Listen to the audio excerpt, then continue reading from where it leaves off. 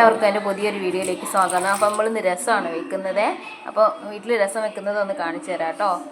അതിലേക്ക് പുളി പാർന്നിട്ട് തക്കാളി മുറിച്ച് ഇട്ടിട്ടുണ്ട്. അപ്പോൾ ബാക്കി നമുക്ക് നോക്കാം കേട്ടോ.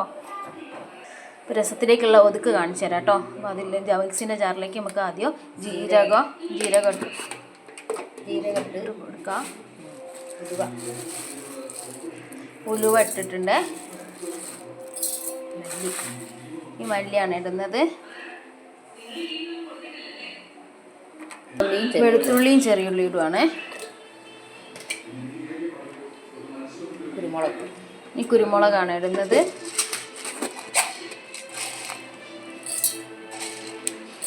എരിവിന് ആവശ്യമായ കുരുമുളക് ഇടണം കേട്ടോ.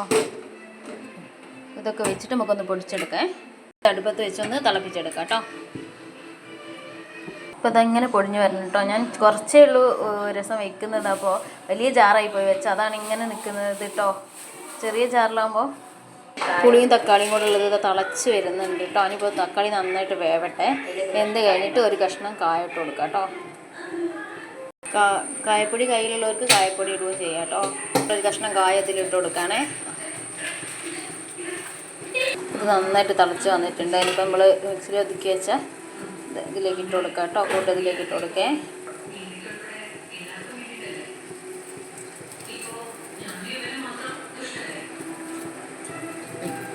ഇത് നന്നായിട്ട് തിളച്ച് വരട്ടെ കേട്ടോ.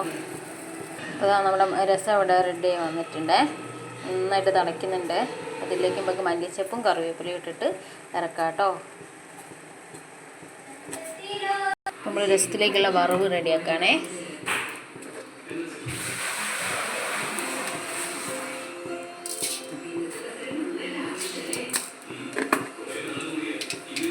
അപ്പോൾ വറവൊക്കെ ഇട്ട് നമ്മുടെ രസം ഇവിടെ റെഡി ആയിട്ട് വന്നിട്ടുണ്ട്. അപ്പോൾ അറിയാത്തവരുണ്ടെങ്കിൽ ഒന്ന് ട്രൈ ചെയ്ത് നോക്കുക.